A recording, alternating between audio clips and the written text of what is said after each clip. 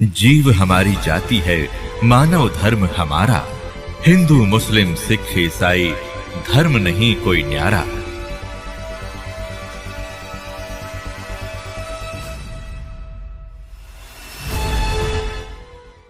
अब जो प्रसंग चल रहा था वही आते हैं कि जैसे वो बिल्ली के बच्चे जो थे आवे में, और बिल्ली चारों तरफ रो रही थी, हाहाकार मचा रही थी। उधर से प्रहलाद भगत भी एक ऐसे पिता के जन्मा था जो कति नास्तिक और खुद भगवान बना बैठा था, लेकिन वो पिछले संस्कार का बालक था। कभी इसी जन्म में उसने भक्ति की थी, वो भक्ति की अब तभी तक कसक उसमें थी। राक्षस परिवार में भी जन्म लेकर उसमें भक्ति की आस्था थी, तो पिछले जन्म का पुण्यकर्मी प्राणी था। और उस पिछले पुण्य से ही उसकी कबीर परमात्मा ने ही नरसिंह रूप धारण करके उसकी मदद की थी। इन विष्णु वैष्णु का व्योत नहीं था। अब धीरे धीरे आपके प्रकाश में आएगी सारी कहानी। अभी तो इन्हें मूर्ख बना रखा था हमने, सिर्फ एक सटोरी सी बना के छोड़ दी थी, कथा सुना दी थी। प्रहलाद को क्यों बचाया, अन्य को क्यों नहीं बचाया कभी ऐसा? और यहाँ सबको बचाएंगे जो जो नाम ले रहे थे, आप तारे सामने दिखा दूंगा कितने रक्षा कर रहे परमात्मा, पल पल में कर रहे हैं। ऐसी ऐसी दुर्घटना सुनाते हैं बच्चे, ऐसी ऐसी परिस्थितियों में परमात्मा मदद करते हैं। अब प्रत्येक के साथ कर रहा है। वो पिछले जन्म के थे, अब ताजे और बना दिए हमने, अब इनसे भी साथ होगा भगवान, इनके प्रतिफल भी आपको देना शुरू कर देगा।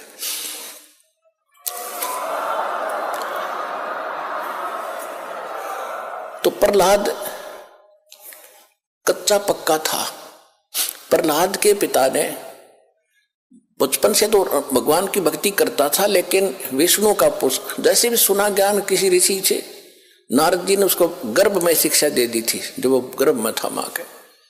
उसके आधार से वो विष्णु जी का पुजारी बन गया। और विष्णु का दुश्मन हिरण्यकशिपु, उसका पिता, उसने ब्रह्मा की भक्ति करके शक्ति प्राप्त कर ली, थोड़ी बहुत सिद्धि शादी उस हल्दी की गांठ से पंसारी बन गया कि मैं ही खुदा हूं, सुबह मरूं ना शाम मरूं, आशीर्वाद ले लिया, पशु से मरूं ना पक्षी से मरूं, अमर मान लिया अपने आप को। इस कारण से उसने अपने बेटे से कह दिया कि विष्णु का नाम नहीं लेगा, भगवान की भक्ति नहीं करेगा।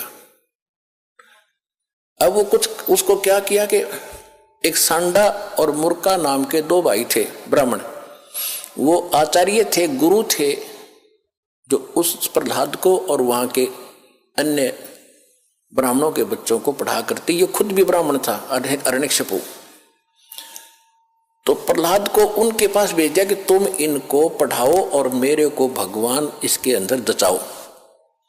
तो उस समय प्रहलाद कच्चा पक्का सा हो रहा था कि भी हो सकता, ये भी हो सकता। रोज देखो, एक झूठ ने 100 बार सुन ले तो वह सच्ची सी बन जाती है। इसी स्थिति में परमात्मा ने उसको फिर दृढ़ करना था। वो बिल्ली रो रही थी और कुमारी भी रो रही थी, और प्रहलाद उसी रास्ते से अपने गुरु उस पाठशाला में जा रहा था, सांडा मुर्का वाली पाठशाला में।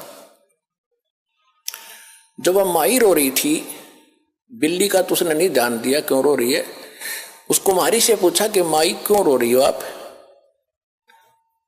बताओ। उसको पता था राजा का लड़का है, बताऊंगी कि महाराज मेरे से गलती बन गई और इस बिल्ली के बच्चे अंधेरे में और किसी मटके में चले गए कच्चे में, अब इसमें आग भयंकर लग गई है, आग चल पड़ी है। पहले कहते हैं ये जो आवा था 1 महीने में पका करता था, और फिर क्या हुआ तो उसने बताया कि 1 महीने तक कभी को छेड़ नहीं सकता, इतनी अग्नि होती है इसमें। तो माई ने उस प्रहलाद ने पूछा फिर आप कैसे रक्षा करोगे?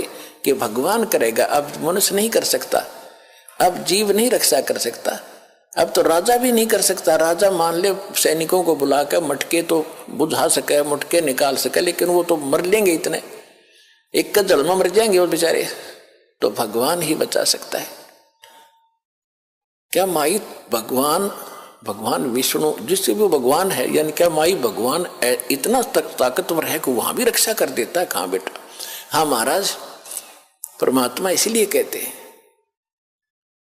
कहने लगा माई जब तुम ये आवा तुम्हारा पक जावे, तो उसने पूछा क्या तुझे विश्वास है माई कि ऐसा होगा? कहा मुझे पूरा विश्वास है अपने भगवान पर।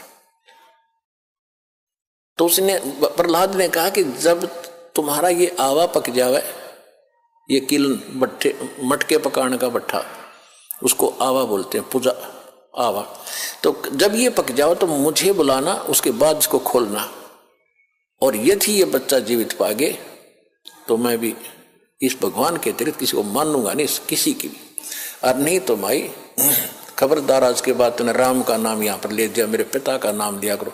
उसका रंग टिट गया था थोड़ा सा, तुझे मालूम नहीं मेरे पिता को पता लग गया तेरे को जान से मरवा देगा। तो माई कहने लगी मुझे मालूम है, लेकिन मेरी मजबूरी है, आपके पिताजी भगवान नहीं है और इनको नहीं बचा सकते, मेरा भगवान बचाएगा। इस कारण से क्या हुआ, परमात्मा ने ऐसी अगले ही दिन ऐसी ठंडी हवा चलाई, वो तो लीला थी दाता की। 3 दिन के अंदर, पहले एक महीने में पकता था, 40 दिन में, 3 दिन में आवा पक कर तैयार हो गया और आग बुझ गई, कति ठंडी हो गई। अब राजा के लड़के का आदेश था, जब प्रहलाद आया पाठशाला में जाने के लिए, कहा महाराज आज आवा मालिक की दया से 3 दिन में पक गया, आज हम इसको खोलेंगे। प्रहलाद वहीं बैठ गया, अब खोलो। वो निकाला, एक मटके में जिसमें वो बच्चे थे उसका अग्नि की आंच भी नहीं लगी थी, न्यू का न्यू कच्चा था, बच्चे सुरक्षित थे।